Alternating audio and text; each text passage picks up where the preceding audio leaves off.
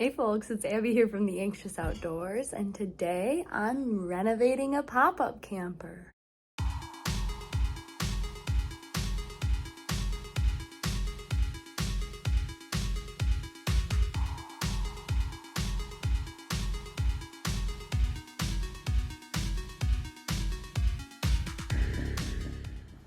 So we purchased this camper off of Facebook Marketplace, and it wasn't in too bad a shape to begin with, but there was a piece of trim missing from the roof that was preventing the canvas from being fully attached. So that was my first order of business when we started. I had to clamp it and glue it because there was some water damage to get it to fit back into the trim piece, but once that was over, the hardest part, I think, was over for me. Everything else was in pretty good a shape. I had to take all the cushions out to give them a good clean. But other than that, things were pretty okay. So I got this trim back on finally, and then I put the track back up. And now I am in the process of trying to get the canopy back attached to the trim. This part was surprisingly hard, but once you got the hang of the angle you had to put the little track back into the track, it got significantly easier.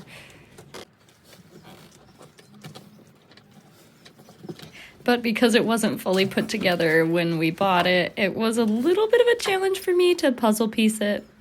But we did have every part, which I was a bit worried about. So it was nice to know that we were able to put it fully together after this step.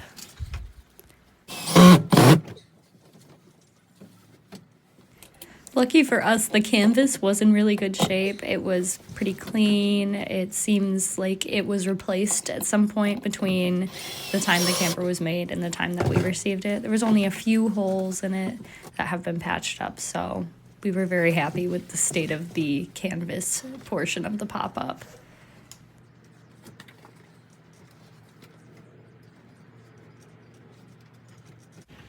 And this was the moment that we could finally pop it all the way up and put it fully together, which was really exciting. It's probably the first moment that I wasn't going to bed having nightmares about the purchase we had just made, knowing that it was fully functional and we'd be able to use it, made me feel much better about this purchase. I did struggle at first figuring out how to put everything together. I had a pop-up camper as a child, but I wasn't very helpful at that time in my life, so I didn't really know the process of putting it up. So it was a lot of trial and error at first, but we're starting to get the hang of it now that we've had it for a few weeks. Now, at this point, I had no idea how to use the supports. I thought they went directly from the beds into the ground, so that could have ended very poorly for me at this point. They actually attached to the side of the camper, which I figured out much later, but luckily it did not collapse at this point in time as I'm trying to put it up. So do as I say, not as I do. Right now I'm working on getting all of these little clippies that attach the curtains to the curtain rod, like the track that they run on in the pop-up. I'm using my seam ripper. It's happening pretty easily, so that's what I'm doing right now.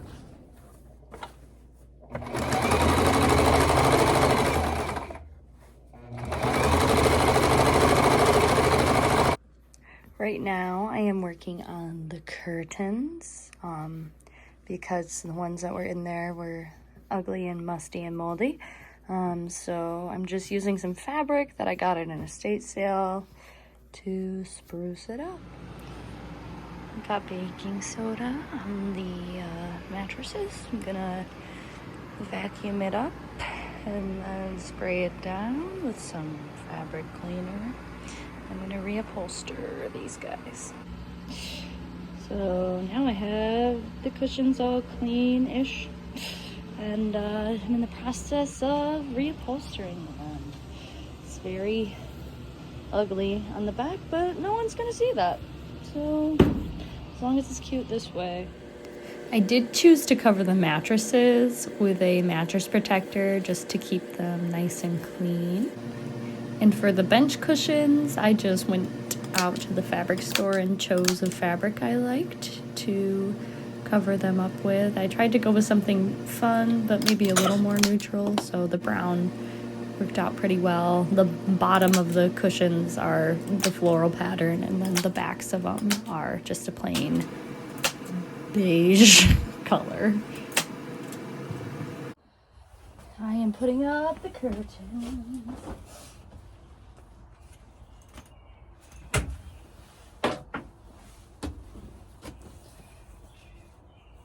All I did was take these off the old curtains and I hot glued them on here because I'm lazy.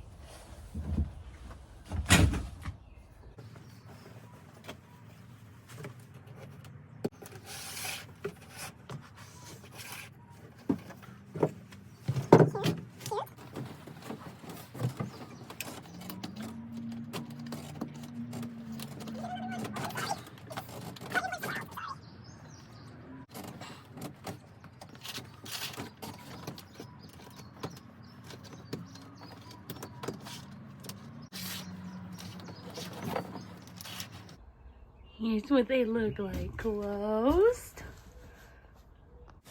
At this point, we started trying to remove the cabinets to paint them, but we ended up leaving them in and just loosening them up to get the floors under. Josh helped me with this process. We also decided at this point to get rid of a couple of the cabinets as well as the stove and sink because they weren't something we foresaw ourselves using. Yeah. And it cleared up so much space so that there's much more room to move around in the pop-up. My curtains still look good. Home Depot for nothing. Like home. At the depot. You recall that I am lazy, so I sanded this a little bit. And we're gonna go for it. And hopefully that's enough.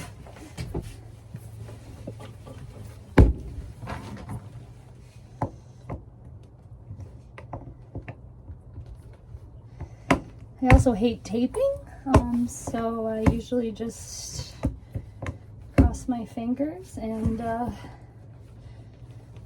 try to stay in the lines. So yeah, I am contractor's worst nightmare.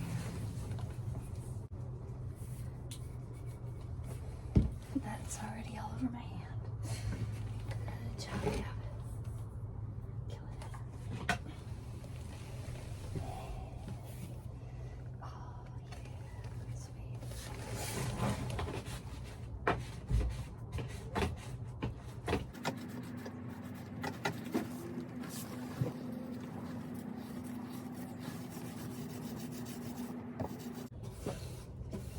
So you said it is or it isn't sticking? No, it is. Oh, that's good. I was saying I'm not super worried about it because... Okay. Well, here's this in case you need it for anything else. It might be just... Painting wasn't too challenging because we left the old floors in. We decided to put the new floors in after we finished painting, so I didn't have to worry too much about dripping or getting painting outside the lines.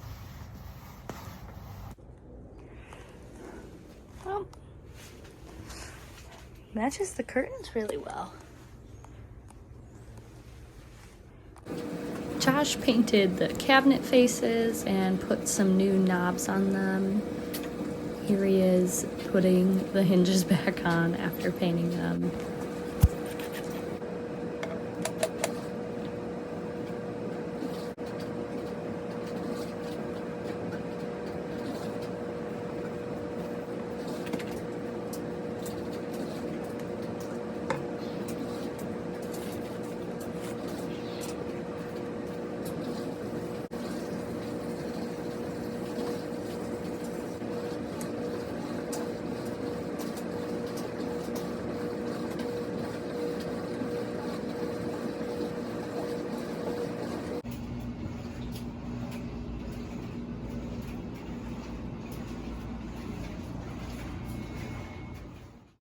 When we removed the portion of the cabinets that had the stove and sink on them, there was a pretty big hole in the top of the cabinet under it. So we decided we wanted to do a butcher block style countertop. And luckily we had some leftover wood on hand, and Josh is very crafty. And so he put together that butcher block style countertop to go over the top of the bottom cabinets where the stove once was. Here he is staining it. It looks very lovely.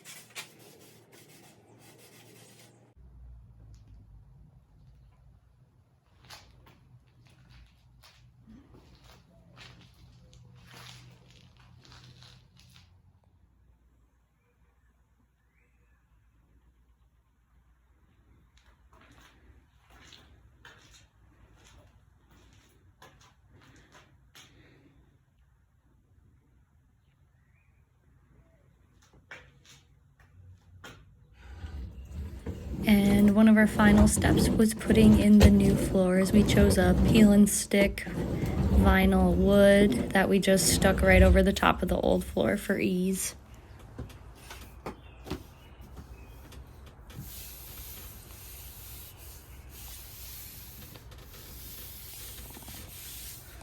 Where's the other one you gave me? Oh, blended in.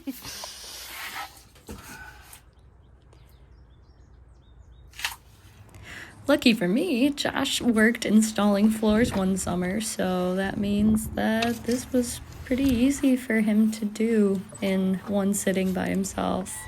And I just got to watch. And the final thing we had to do before we called this portion of the reno complete was reattach all the cabinets to the new floors. And then she's done. Well, Josh, we did it. Woo! Phase 1 complete. She is ready for the trip. Some features on the outside is a reinforced bumper. And that's about it. Got that piece of trim on. But for the main event, Yeah.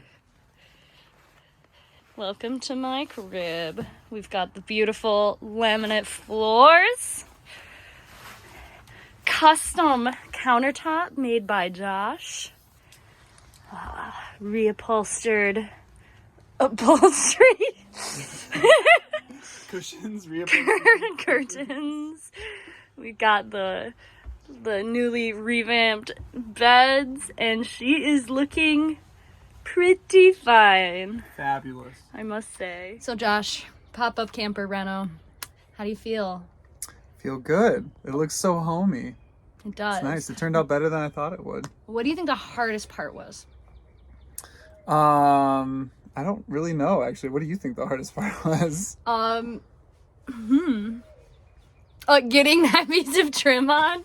Getting that piece of trim? Yeah. I think you put in way more effort and time. The upfront work. Yeah, sweet. the upfront. You did the special touches. Right. Like the floors the table, and the custom the second coat of countertop. paint. Yeah. Yeah, it was really fun for me. Yeah. Yeah. I enjoyed making the curtains and doing the upholstery. There's still a lot more we have to do, but Yeah. I'm feeling pretty good about ourselves Me too. right now. Yeah. Excited to take her on her maiden voyage. Mm-hmm. Indeed. All right. Thank you.